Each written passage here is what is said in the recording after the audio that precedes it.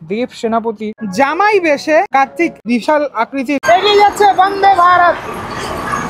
একদম সামনের দিকে হাওড়া থেকে বন্দে ভারত ছাড়লো, হ্যাঁ জানিয়ে ট্রেন ছেড়ে দিয়েছে। খুব কিউট ঠাকুর, 4-5টাতেই আপনি দেখতে পারবেন নন্দী মহারাজ। এই জামাইগুলির কার্তিক ঠাকুর মৎস্য কন্যা জিনিস দিয়ে, কাঠের বাটাম ছোট ছোট দিয়ে, জুনিয়র বালক সংঘ লাইটে কিন্তু একদম পুরো টোটাল বাঁশবেড়িয়া সহ চারদিকে দেখুন।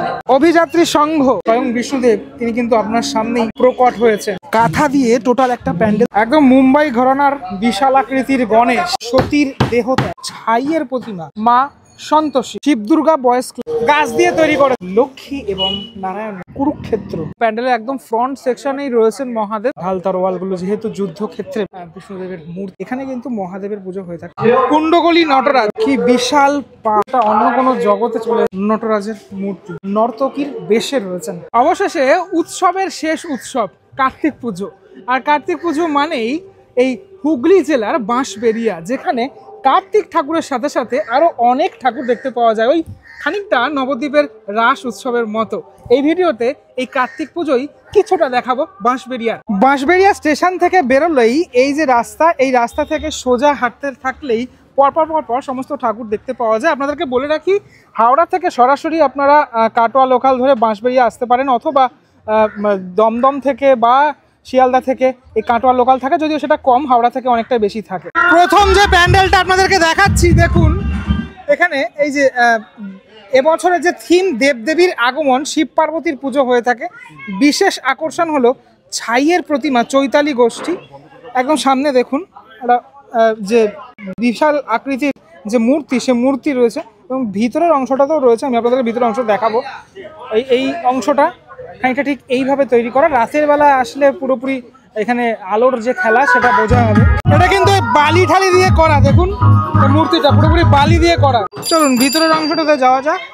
বাহ, ভিতরেও এই বহু মূর্তি সেগুলো রয়েছে, 4-5টাতেই আপনি দেখতে পারবেন এই মূর্তিগুলি, যেখানে কিন্তু এই বিভিন্ন যে আমাদের হিন্দু পুরাণে বিভিন্ন যে দেবদেবী রয়েছে, সেই দেবদেবীর অবস্থান আমরা এখানে দেখতে পাই। যেরকমটা গণেশ ঠাকুর রয়েছে, এইদিকে দেখতে পাচ্ছি আমি গণেশ ঠাকুর রয়েছে, হ্যাঁ, আরও বিভিন্ন শিবকে দেখতে পেলাম। এই বিভিন্ন দেবদেবী একসাথে দেখা যাবে এখানে আসলে। হ্যাঁ, অবশ্যই এই টোটাল যে মূর্তিগুলো রয়েছে, যেগুলো এই অ্যাঙ্গেলে রয়েছে নিচের অংশটাতে, মানে আপনি ওপরে ভূমির ওপরে, কিন্তু এগুলো নিচের অংশটাতে রয়েছে, যেগুলো পুরোপুরি মাটি দিয়েই বানানো পুরো অংশগুলো, এবং ওপরে আবির দেওয়া রয়েছে তাদের মাথার। এখানে মেন আকর্ষণ যেটি, সেটা হলো ছাইয়ের প্রতিমা। হ্যাঁ, ছাই দিয়ে গঠিত এই প্রতিমা, শিব পার্বতীর মূর্তি। আর ওই যে বললাম আমি প্রথমেই যে এই কার্তিক পুজো মানে যে শুধুমাত্র কার্তিক ঠাকুর দেখবো সেটা নয়, কিন্তু বাঁশবেড়িয়াতে অনেক রকমের প্রতিমা দেখতে পাওয়া যায়। এই প্রতিমা টোটালটাই ছাই দিয়ে তৈরি। একদম ফ্রন্টের অংশটাতেই রয়েছেন নন্দী মহারাজ, বিশাল আকৃতির। দেখুন আপনি, আমি এই টোটাল এই গলির অংশটা দিয়ে যাচ্ছি, এবং প্রত্যেকটা আমি দেখানোর চেষ্টা করছি প্রত্যেকটি দেবদেবী এখানে যেরকমটা রয়েছে। সত্যি একটা অন্য রকমের যে প্যান্ডেল সেটা আমি দেখতে পেলাম, যেখানে অনেক রকমের এরকম দেবদেবী, সাথে সাথে এই ছাইয়ের প্রতিমা আপনাদেরকে দেখালাম। পরবর্তী যে প্যান্ডেলটি আমি দেখতে চলে আসলাম, এই যে মাঠে হয়ে থাকে প্রত্যেকবার, এটাও দেখে থাকি আমি। পরিচালনায় বাঁশবেড়িয়া নেতাজি কালচারাল অ্যাসোসিয়েশন, এবছর 67তম বর্ষ। এখানে লক্ষ্মী নারায়ণের পুজো হয়ে থাকে। চলো প্যান্ডেলের বাইরেটা খানিকটা ঠিক এরকম, এবং ভিতরটা দেখবো। একদম নর্মাল ছাপোষা একটি প্যান্ডেল, যেখানে ওপরের অংশটাতে এখানে দেখা যাচ্ছে মা দুর্গার মূর্তি, যেগুলো পুরোপুরি ফোম দিয়ে তৈরি করা হয়েছে এইভাবে পুরোটা। এবং এখানে এই যে এই মায়ের পদচিহ্ন, মায়ের মুখমণ্ডল সেটা রয়েছে বাইরের অংশটা। এবং ওদের প্যান্ডেলের ইন্টেরিয়র সেকশনটা কিছুটা ঠিক এরকম। এখানেও কিন্তু অনেক রকমের যে দেবদেবী, তাদের যে ছবি মূর্তি সেটা রয়েছে, এবং ওপরের অংশটাতে এরকম ছাতা দিয়ে তৈরি করা। আর এখন অবধি এখানে ঠাকুর ফিনিশিং নেই, ঠাকুরের অংশটা রেডি করা হচ্ছে। লক্ষ্মী এবং নারায়ণের যে মূর্তি সেটা দেখতে পাওয়া যায়, যেটা সত্যি খুবই সুন্দর সাজ কমপ্লিটের পরে আপনাদেরকে দেখানোর চেষ্টা করছি এই লক্ষ্মী এবং নারায়ণের যে প্রতিমা। দেখুন কত সুন্দর, ভীষণই সুন্দরভাবে কিন্তু তৈরি করেছে ওরা এই টোটাল প্রতিমা। হ্যাঁ, এখানে রয়েছেন গরুর পাখি, রয়েছেন নারায়ণের যে বাহন, এবং এখানে লক্ষ্মীর বাহন পেঁচা, তাকেও দেখা যাচ্ছে। খুবই সুন্দর। পরবর্তী পুজো বাঁশবেড়িয়ার অত্যন্ত নামকরা একটি পুজো, মিতালি। প্রত্যেকবারও এটা তো আসা হয় মোটামুটি আমার। তো এখানে প্রত্যেক বছরই মহাদেবের পুজো হয়ে থাকে। এবারের যে প্যান্ডেলটা কিন্তু দুর্দান্ত করে থাকে ওরা। একদম সামনেই আমি দেখতে পাচ্ছি একটি মুখমণ্ডল রয়েছে, মায়ের মুখমণ্ডল, এবং টোটাল এই প্যান্ডেলটি ঠিক এইভাবে সাজানো। এখানে কিন্তু অনেক তোমার স্থাপত্য দেখা যাচ্ছে, মন্দির, বিভিন্ন মন্দিরের অংশ, বিভিন্ন জিনিসপত্র দেখতে পাচ্ছি। আর সামনেটা এরকম বর্ষা, ঢাল, তরোয়াল দিয়ে এইভাবে সাজানো। এটা একদম ফ্রন্ট সেকশনটা, এটা কিন্তু রাত্রিবেলা দুর্দান্ত লাগবে দেখতে। এবার মিতালির এই যে প্যান্ডেলটা তোমরা দেখতে পাচ্ছ, এটার যে থিম বা ভাবনা সেটা হলো কুরুক্ষেত্র। হ্যাঁ, কুরুক্ষেত্রের যে যুদ্ধ হয়েছিল, যুদ্ধের যে স্থান, সেই স্থানটাই এখানে দেখানো হয়েছে। আর স্থান কুরুক্ষেত্র যেহেতু যুদ্ধ, এখানে দেখতে পাচ্ছ রথের চাকা, হ্যাঁ, এটা বিশাল বড় চেয়ার, হ্যাঁ, সেই চেয়ার রয়েছে এখানে। ঢাল তরোয়ালগুলো যেহেতু যুদ্ধক্ষেত্রে ব্যবহৃত হয়, সেই জন্য এটা আমার কিন্তু বেশ ভালো লাগলো। মানে টোটাল এই মণ্ডপটা দেখে, এদিকের অংশটাতে তো দেখালাম খানিকটা ঠিক, এবং অবশ্যই যখন আসছো তখন কিন্তু রাতে আসো, না হলে পুরো ব্যাপারটা বোঝানো ব্যাপারটা সম্ভব নয়। আমি তোমাদেরকে আগে আগে দেখানোর জন্য আসলাম দিনের বেলাতে, যেটার জন্য। বাইরের মতো ভিতরের অংশটাও কিন্তু ভীষণই সুন্দরভাবে সাজানো হয়েছে, তার কারণ ভিতরে এখানে এই পোর্ট্রেটগুলোর মাধ্যমে পুরোপুরি যে গল্পটা, সেই গল্পটা বর্ণিত হয়েছে। একদম উপরের অংশটাতে আমি বিষ্ণুদেবকে দেখতে পাচ্ছি, খুব সুন্দর একটি বিষ্ণুদেবের মূর্তি, সেটা একদম ওপরে হ্যাঙ্গিং করা এভাবে, আর চারপাশটা এতটা সুন্দরভাবে সাজানো। হ্যাঁ, এবারে আসি মেন জায়গাটাতে, অর্থাৎ ঠাকুর। এখানে কিন্তু মহাদেবের পুজো হয়ে থাকে প্রত্যেক বছর, আমরা দেখে থাকি মিতালির পুজোতে মহাদেবের পুজো হয়ে থাকে। বিশাল আকৃতির এই মহাদেব, তিনি কিন্তু এখানে সেজে উঠেছেন। সব মিলিয়ে বলা চলে বাইরের থেকেও ভিতরটাও আমার বেশি ভালো লাগলো, তার কারণ এখানে সমস্ত যে গল্প, সেই গল্পগুলো ফুটিয়ে তোলা। হ্যাঁ, রাতের বেলা আরও সুন্দর লাগতো অবশ্যই। আর সাথে সাথে এই বিশাল বড় আকৃতির যে মহাদেব, যেটা এখানে হয়ে থাকে প্রত্যেকবার, এবং বিসর্জনের পরে এই যে কাঠামো, সেটাও কিন্তু রেখে দেওয়া হয়। তুমি দেখো, মানে ফিনিশিং দেখো, এত সুন্দরভাবে ফিনিশ করা হয়েছে টোটাল। বাঁশবেড়িয়ার কার্তিক পুজো দেখতে আসছো, আর এই পুজোটা যদি না দেখো তাহলে কিন্তু মিস অনেকটাই হয়ে যাবে। তার কারণ প্রত্যেকবারই আমি দেখে থাকি অনেকটা বড় পুজো হয়ে থাকে এখানে। কুণ্ডগলি নটরাজ, এই কুণ্ডগলি নটরাজের পুজো এবছরের যে থিম, সেটা হলো প্রবাহিনী। ঠিক আছে, প্রবাহিনীর যে থিম, সেই থিমের মাধ্যমে টোটালটাই এখানে দেখানো হয়েছে। দেখতে পাচ্ছ এখানে এই যে নাচ করছে দুটো দিকেই, এই যে বিভিন্ন মুদ্রা, সেই মুদ্রার বেশে রয়েছে। আমি ধীরে ধীরে যাব ভিতরের অংশটাতে, তো তার আগে এই বাইরেটা দেখেই আমার কিন্তু অসাধারণ লাগলো। লেখা রয়েছে প্রবাহিনী। এই আইডলগুলো কিন্তু অনেকটা বড়, হ্যাঁ, বেশ সুন্দর লাগছে না দেখে, মনে হচ্ছে এটা অন্য কোনো জগতে চলে এসেছি আমরা। কি বিশাল পা! হ্যাঁ, যেহেতু আমি একদম নিচের অংশটাতে রয়েছি, এই টোটাল স্ট্রাকচারের একদম নিচের অংশটাতে। আর এই হলো ইনার পোর্শনটা, ইনার পোর্শনটাও কিন্তু দারুণ সুন্দর। এখন দিনের বেলা তো লাইটটা জ্বালানো হয়েছে এখানে। এই ওপরের অংশটা, এইখানটা খানিকটাকে এই নৌকার আকৃতির মতো তৈরি করা। আমি যদি এদিকটা দেখাই, এদিকে দেখতে পাচ্ছ কি বিশাল মূর্তি এখানে রয়েছে। এই পার্টটাতে এই পুরো অংশটাই পুরোপুরি কাঠ দিয়ে তৈরি করা। এই যে বিভিন্ন মূর্তিগুলো দেখা যাচ্ছে, পুরোটাই কিন্তু কাঠের তৈরি, আর নিচের অংশটা এরকম টিন রয়েছে। ঠিক আছে, তো এখানে অনেক ধরনের যে বাদ্যযন্ত্র, সেটাকে দেখা যাচ্ছে, তবলা থেকে শুরু করে সেতার, বীণা, সবটাই এখানে রয়েছে। এরপর চলে যাচ্ছি মেন সেকশানে। এটা হলো মেন সেকশন, যেখানে তুমি প্রবেশ করলেই নটরাজের মূর্তি তো রয়েছেই সামনে, এদিকেও রয়েছে আরও একটি বিশাল আকৃতির নটরাজের মূর্তি, এটা কিন্তু খুব সুন্দর করেছে। মানে আমার মানে হয়তো আমি ঠিকমতো ব্যক্তও করতে পারছি না, এতটাই সুন্দর করেছে। এখানে একজন নর্তকী তিনি রয়েছেন, তিনি কিন্তু নাচ করছেন, জাস্ট বিউটিফুল। এবার এখানে তুমি নর্তকীও বলতে পারো বা মা দুর্গাও বলতে পারো, তার কারণ মা দুর্গা এখানে নর্তকীর বেশে রয়েছেন। এখানে কিন্তু হাতে ত্রিশূল রয়েছে মায়ের, এবং ফিনিশিংটা কিন্তু জাস্ট অপূর্ব সুন্দর। মায়ের এখানে মুখমণ্ডলটা দেখো, অপূর্ব। মেন যে ঠাকুর, যেখানটাতে মেন ঠাকুর রয়েছে, অর্থাৎ নটরাজ, কুণ্ডগলি নটরাজ নামেই পরিচিত, অপূর্ব সুন্দর। এখানে নটরাজের যে ফিনিশিং, দারুণ সুন্দরভাবে কিন্তু তৈরি হয়েছে। পরবর্তী পুজো সন্তোষী মায়ের পুজো ইতিমধ্যেই কমপ্লিট হয়েছে। এইগুলো পুজোর মণ্ডপ, এটা একদম এরকম রাস্তার ওপরেই হয়ে থাকে। মণ্ডপটাও দেখতে পাচ্ছি বিভিন্ন কাঠের জিনিস দিয়ে, কাঠের বাটাম ছোট ছোট দিয়ে এইভাবে তৈরি করেছে। সামনে রয়েছে বাংলার ঐতিহ্য কুলো, যেটা বিয়েতে ব্যবহৃত হয়।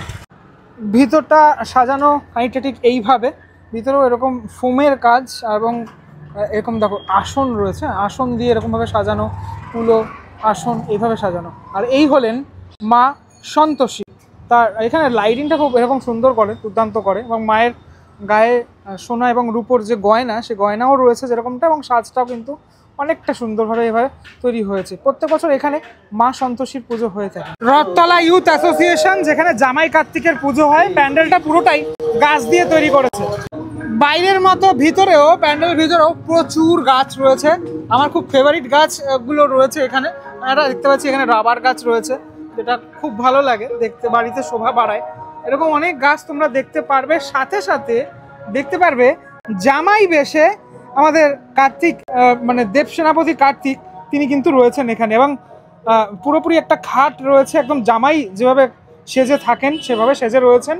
এবং বিয়ের পরে জামাইয়ের খাট যেভাবে সাজানো হয়ে থাকে ঠিক সেভাবেই রজনীগন্ধা ফুলেরও আমি গন্ধ পাচ্ছি, সেভাবেই কিন্তু সাজানো হয়েছে এখানে কার্তিক ঠাকুরকে। বাহ, প্রত্যেকবারই এরা জামাই কার্তিকের পুজো করে থাকে। এবং কার্তিক ঠাকুরের সাথে সাথে নিচে বাহন ময়ূরও রয়েছে। এখানে ময়ূর কিন্তু চুপটি করে বসে রয়েছে এই জামাই কার্তিককে দেখার জন্য, কখন খাট থেকে নামবে কার্তিক। সূর্য তরুণ সংঘ, প্যান্ডেলটা এরকমটা, এবং প্যান্ডেলের একদম ফ্রন্ট সেকশনেই রয়েছেন মহাদেবের একটি মূর্তি।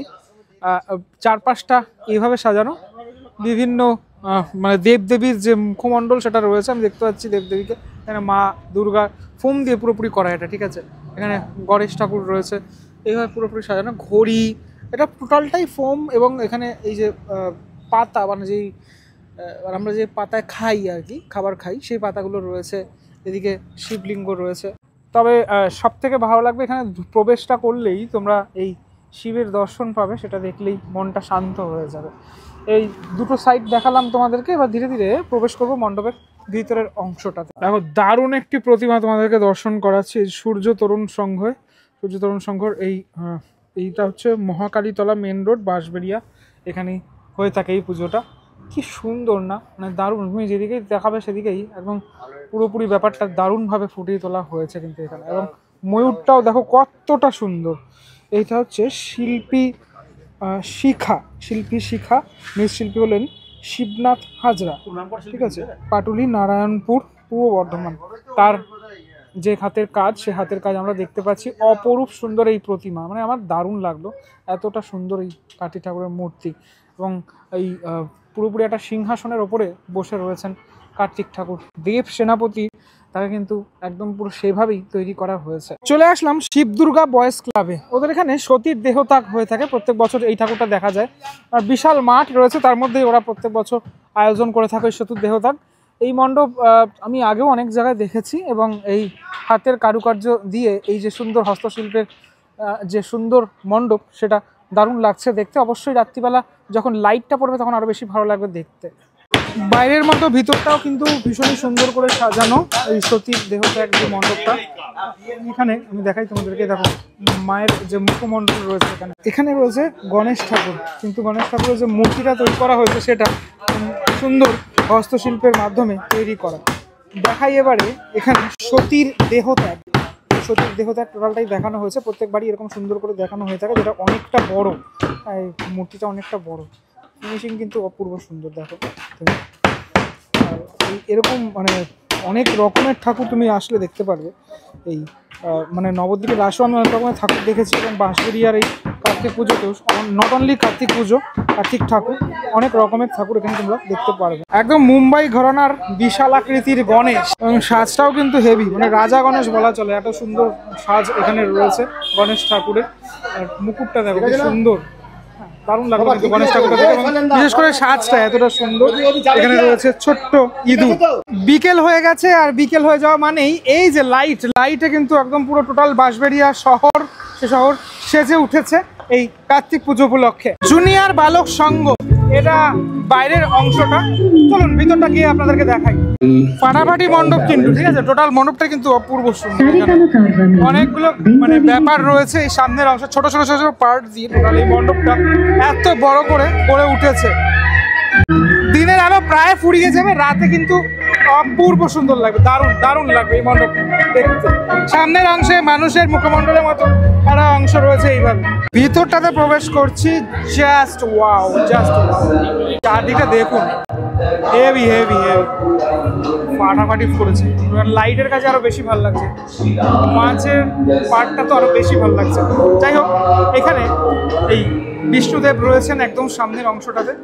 দেখুন এতটা সুন্দর এখানে মূর্তি, এরকম আয়নার মতো অংশ অনেক ব্যবহার করা হয়েছে এবং অনেক রকমের এরকম কলকা করা জিনিসপত্র সেটা রয়েছে ওপর থেকে মণ্ডপের দেওয়ালে চারিদিকটাই এতটাই দারুণভাবে করে থাকে ওরা প্রত্যেকবার। সত্যি বাঁশবাড়িয়াতে আমি অনেকটাই ঘুরলাম মোটামুটি। তো এখানকার যে মূর্তিগুলি যারা তৈরি করে থাকেন যে সমস্ত শিল্পীরা, তাদের হাতের কাজ সত্যি অপূর্ব সুন্দর। আমরা কলকাতার বিভিন্ন কাজও দেখেছি এবং গ্রামের দিকে যারা মূর্তি গড়েন তাদের হাতের কাজও অপূর্ব সুন্দর। মানে সারা বাংলাতেই এরকম সুন্দর সুন্দর কাজ, হাতের কাজের নিপুণতা সে দেখতে পাওয়া যায়। রাজীব মৃৎশিল্পালয় শিল্পী হলেন বাবু পাল, গুপ্তিপাড়া, কুমোরপাড়া, হুগলি। এই গুপ্তিপাড়া এই এলাকাতেই, মানে এখান থেকে খুব বেশি দূরে নয়, সেখানেই তৈরি হয়েছে এত সুন্দর মূর্তি। মানে আমি নারায়ণের এই সাইড অ্যাঙ্গেল থেকে যদি দেখাই তাহলে সেই লুকটাও, সাইড অ্যাঙ্গেলের লুকটাও দেখুন, আপনি মুখটা দেখুন, মানে মনে হচ্ছে স্বয়ং নারায়ণ, স্বয়ং বিষ্ণুদেব তিনি কিন্তু আপনার সামনেই প্রকট হয়েছে। অভিযাত্রী সংঘ, এখানে কিন্তু এই লাইটটা চেঞ্জ হচ্ছে ধীরে ধীরে, হলুদ, লাল, সবুজ, নীল সব রকমের লাইট হচ্ছে। এইরকম একটি প্যান্ডেল তৈরি করা হয়েছে, সামনের অংশটাতেও এরকম ফ্যান, তারপর পাইপ, এগুলো দিয়ে একটা মণ্ডপ টোটালটা তৈরি হয়েছে। ওপরে অনেক মানুষের আকৃতি আমি দেখতে পাচ্ছি, এখানে সব সিলিং ফ্যানগুলো রয়েছে। আচ্ছা, ইন্টেরিয়ার সেকশনটা খানিকটা ঠিক এরকম বিভিন্ন মানুষের আকৃতি তৈরি করা হয়েছে, যদিও এখন অব্দি ঠাকুর এসে পারেনি, আজকেই চলে আসবে সম্ভবত ঠাকুর। চলে এলাম বিখ্যাত গলি বাঁশবাড়িয়ার জামাই গলি। এখানে জামাই কার্তিক হয় বলে এই গলিটার নাম হচ্ছে জামাই গলি। লাইট দেখেছেন, একদম ঝিকিমিকি লাইট রয়েছে এখানে। এবছর এখানে যে থিমটি করা হয়েছে বিরহ গাথা, নকশি কাঁথা, ভাবনা এবং পরিকল্পনায় হলেন প্রশান্ত খাটুয়া, প্রতিমা শিল্পী গোপাল পাল। এটা হলো ওদের প্যান্ডেলের একদম ফ্রন্টটা, মানে একদম এখান থেকে প্রবেশটা করতে হচ্ছে। পুরো প্যান্ডেলের অংশটাই এরকম কাঁথা দিয়ে তৈরি করা, কাঁথা কেটে এইভাবে পুরোপুরি এই অংশগুলোর মধ্যে লাগানো হয়েছে, এইভাবে ইনস্টল করা হয়েছে। আমি যদি একদম ভিতরটাতেও চলে যাই তোমাদেরকে দেখানোর চেষ্টা করব। সেটা এই বিভিন্ন জিনিসগুলো যেগুলো তৈরি হয়েছে সব কাঁথা। আমি জানি না আজকালকার দিনে কাঁথা হয়তো এখনকার জেনারেশন খুব কমই জানে, কিন্তু আমরা যারা রয়েছি, মানে আমাদের 90s কিড যারা রয়েছি, আমরাও কিন্তু এখনও কিন্তু আমাদের বাড়িতে কাঁথা ব্যবহার হয়। এই শীতকালে বিশেষ করে বেশি কাঁথা ব্যবহার হয়। কাঁথা এখন বলা যেতে পারে এই কাঁথার ব্যবহার প্রায় শহরাঞ্চলে দেখতে পাওয়া যায়।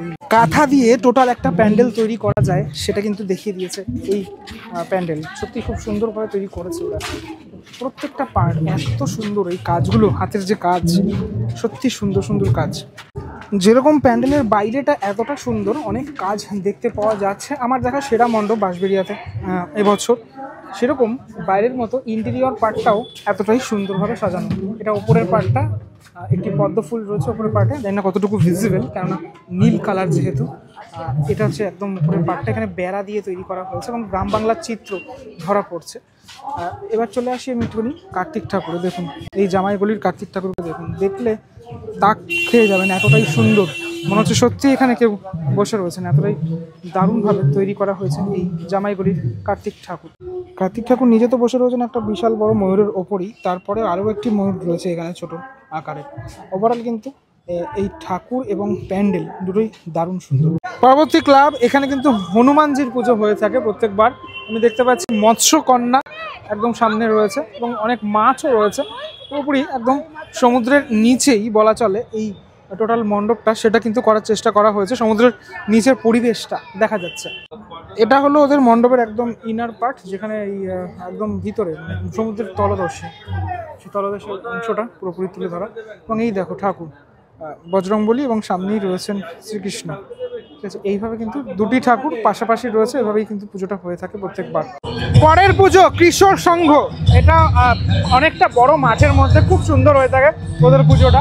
লাইটে কিন্তু প্যান্ডেল হেভি লাগছে দেখতে।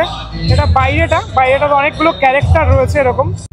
আর ওদের এই হলো মূর্তি, অর্জুন এবং কৃষ্ণ দুজনে একসাথে রয়েছেন।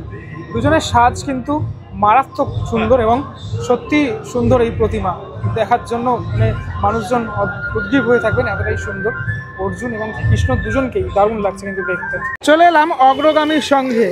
এখানে শিবলিঙ্গের ওপরে জল পড়ছে, ওই দেখো ওপরে একটা এরকম ঘট মতো রয়েছে, তার মধ্যে জল পড়ছে পুরোপুরি লিঙ্গের শিবলিঙ্গের উপরে জলটা পড়ছে এবং এখানে নটরাজের পুজো হয়ে থাকে।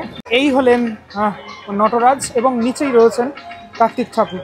ঠিক এইভাবে ফুটিয়ে তোলা হয়েছে এবার। বাহ, এবং অন্য রকমের কিন্তু এই পুরোপুরি প্রতিমা। বাঁশবেড়িয়া কার্তিক পুজো ওয়ান অফ দ্য বিগেস্ট পুজো।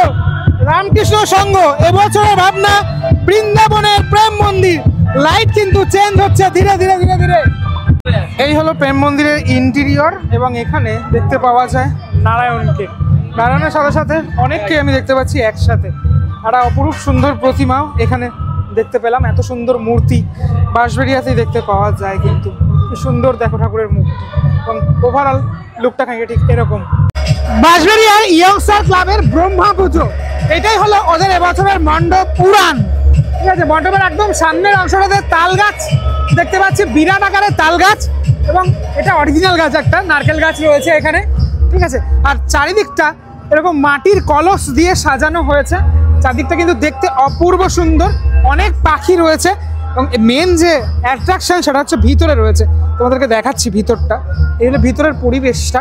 ঠাকুরের আগে দেখাই ওপরটা, দেখো অপূর্ব সুন্দর, পুরোটা ঘর দিয়ে করা আর মারাত্মক সুন্দর ঠাকুর। ঠিক আছে, এখানে কিন্তু বিষ্ণুদেব রয়েছেন।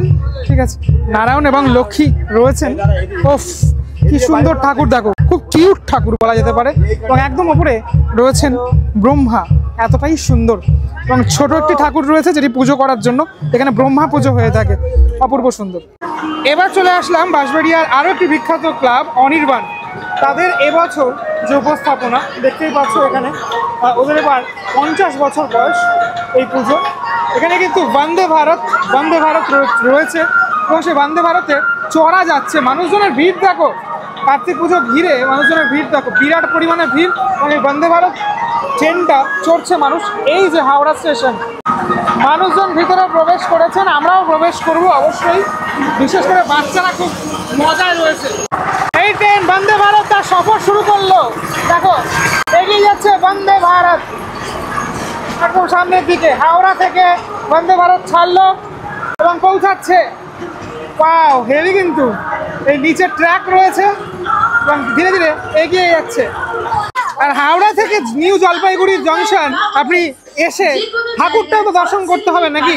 এই হচ্ছে প্যান্ডেলটা ওদের, পুরো পেপার দিয়ে মণ্ডপটাকে তৈরি করা। হাতে লণ্ঠন বর্ষা রয়েছে। এটা কি রানার? তোমরা বলো, কমেন্ট করে বলো এটা কি রানার রয়েছে। বিরাট আকারের একটা টেলিফোন। আর এই রয়েছে অনির্বাণের এবছরের যে কার্তিক ঠাকুর। বাহ, কার্তিক ঠাকুর কিন্তু এখানে জামাই বেশে রয়েছে, কারণ এখানেই জামাই কার্তিক হয়ে থাকে। বিরাট বড় ময়ূরের একটা সিংহাসন, সেই সিংহাসনের মধ্যেই কার্তিক ঠাকুর রয়েছে। টোপর পরেও রয়েছে কিন্তু কার্তিক ঠাকুর, অপূর্ব সুন্দর কিন্তু। এবং আবারও চলে এসেছি নিউ জলপাইগুড়ি জংশনে। দেখতে পাচ্ছ মানুষজন কিন্তু নিউ জলপাইগুড়িতে নামলো, ট্রেন থেকে নামলো। তারা কিন্তু ট্রেনে উঠে খুব উচ্ছ্বসিত। চলো আমরাও ট্রেনে উঠে যাই, ট্রেনে উঠে তোমাদেরকে দর্শন করাই। আর এই টোটাল ব্যাপারটাকে, এই রাইডটাকে তোমাদেরকে দর্শন করাতে হবে।